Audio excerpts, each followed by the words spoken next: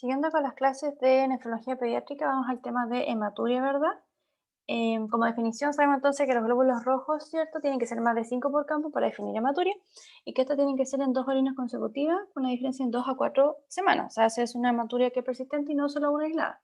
Y hay que diferenciarla con, por ejemplo, falsos positivos, que pueden dar en reacción a que la tira reactiva, ¿cierto? Es bastante sensible a la hemoglobina. Entonces, por ejemplo, puede dar falso positivo con mioglobinuria o hemoglobinuria, por eso es importante siempre corroborar con el microscopio. En cuanto al punto de vista epidemiológico, dentro de estudios se ve que es entre un 3 o un 4% de la hematurias microscópica en escolares, y cuando uno repite la orina en 2 o 4 semanas, como dijimos, este porcentaje baja, ¿sí?, para que sea persistente. En pediatría se ve que el 80% es nefrológica, las de las causas, y el 20% es urológica.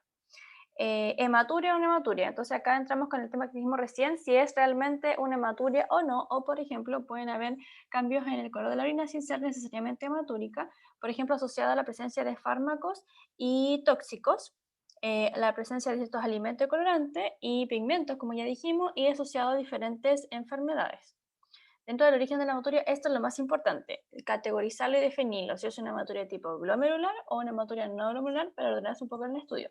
Clásicamente la hematuria glomerular, ¿verdad?, es aquella que es de color café parduzco, negro, y que es uniforme durante toda la micción. En cambio la no glomerular es más rosada, ¿cierto?, roja brillante, incluso a veces puede presentar coágulos, ¿verdad? No necesariamente es uniforme durante toda la micción y puede ser al principio, puede ser en medio, al final o toda la micción, cuando es, por ejemplo, glomerular.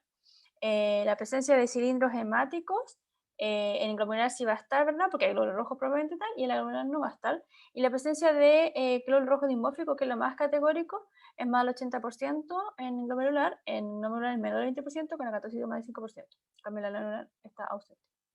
Este es el origen de la hematuria, ¿verdad? Tenemos la clásica prueba de los 3 vasos, cuando el origen renal es toda la micción completa, cuando a nivel de uretra la primera parte de la micción y cuando fica al final la parte de la micción. De las causas de hematuria, ¿cierto? Lo más frecuente, como dijimos, glomerulares y no glomerulares. Dentro de las glomerulares, la causa más frecuente son las glomerulitis infecciosa en los niños y la causa no glomerular, lejos la más frecuente es infección urinaria. Dentro de las causas según edad, por ejemplo, en el recién nacido tenemos malformaciones congénitas, necrosis no cortical, también está necrosis tubular aguda y alteraciones vasculares. Dentro de las causas en lactantes tenemos infección urinaria, ¿cierto? Síndrome hemolítico urémico y necrosis tubular aguda. Dentro de las causas en el preescolar, infección urinaria, acá parte la glomerulitis, la glomerulopatía en general y la hipercalciuria, y en el escolar y adolescente sigue siendo infección urinaria, hipercalciuria, litiasis, glomerulopatía, nefritis intersticial asociada a fármacos y trauma. En cuanto a su evaluación, como todo el método clínico, análisis semifísico, laboratorio, imagenología, dentro de la análisis se te preguntan los antecedentes perinatales y mórbidos, la presencia de sordera, por ejemplo, el síndrome asociado al ALPOC, por ejemplo, coagulopatías, hematuria previa, si hay algún desencadenante, por ejemplo, el ejercicio, si hay antecedentes familiares de hematuria, sordera, litiasis, riñones poliquísticos, alteraciones renales, coagulopatía, en la presencia de la anamnesis, y la hematuria es macroscópica, o sea, se ve cuánto tiempo lleva, cuando comenzó, es intermitente, ha sido continuo, se asocia a disuria o no, presión infeccionaria, hay dolor lumbar o no abdominal, hay la presencia de edema, buscando que la hematuria puede ser como una forma de presentación, por ejemplo, síndrome nefrítico. La presencia de erupción cutánea asociada a patología autoinmune también, la presencia de dolor e inflamación articular, la presencia de diarrea y vómito, por ejemplo, en el contexto de una deshidratación, la presencia de shock también, la presencia de fiebre, infecciones cutáneas, o sea, previas que desencadenan esto posterior, pérdida de peso, traumatismo, medicamentos y ejercicio. Dentro del examen físico, ¿cierto? Los signos vitales, con la presión arterial lejos de lo más importante, siempre, siempre, siempre tomar presión arterial, la presencia de edema, ver el examen faríngeo adecuado, cómo está la parte cardíaca, si hay alguna anormalidad, algún soplo, desde el punto de vista pulmonar, si hay la presencia, por ejemplo, de sospecha de derrames pleurales o la presencia de abdomen, por ejemplo, con masas renales, soplo, algún globo vesical, genitales, como el meato uretral, si está bien posicionado o no. Si hay también lesiones a nivel del meato uretral, porque se confunde con hematuria y son lesiones del meato, por ejemplo. A nivel musculoesquelético, el tema de las articulaciones, ¿verdad? A nivel de la piel, si está pálido, si hay eritema facial, o exantema, o petequio, o equimosis con alteración de coagulación, ¿verdad? Si hay talla baja o velocidad disminuida en el contexto externo crónico.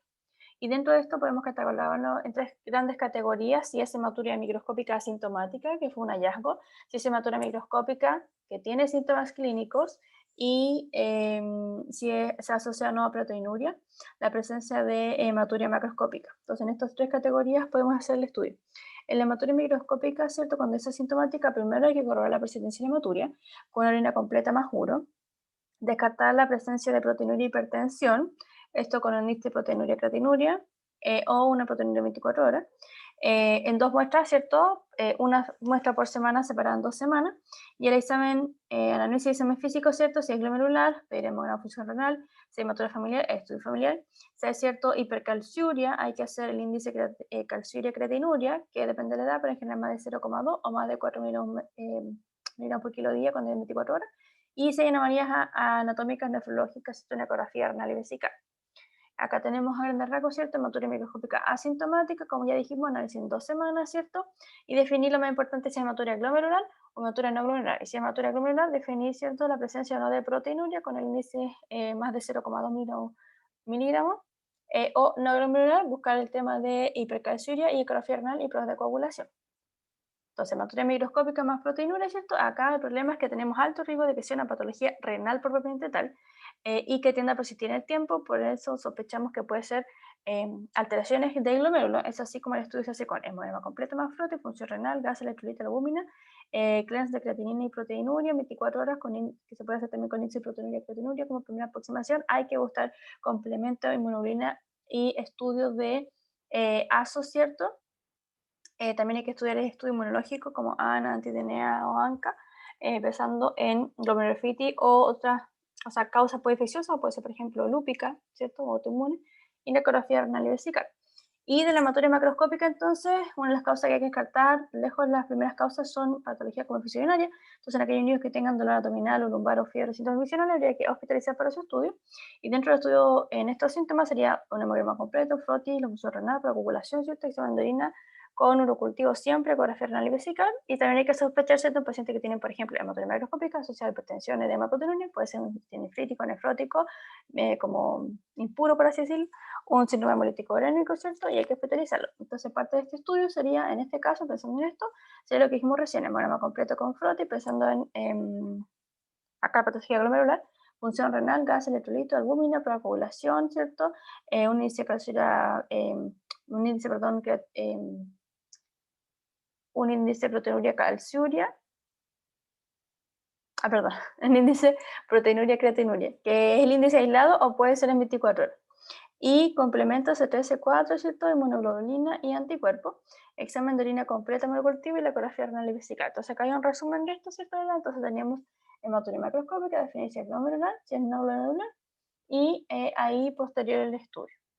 Y dentro de los que van a biopsia son aquellos que tienen microhematuria más de un año o macrohematuria persistente más de 6 meses, o hematuria con proteinuria asociado ¿no? a hipertensión arterial y compromiso de la función renal, sospecha de enfermedades sistémicas, por ejemplo, como lupus, precholengenos, vasculitis, ANCA positivo, antecedente familiar sugerente de Alport o C3 persistente bajo.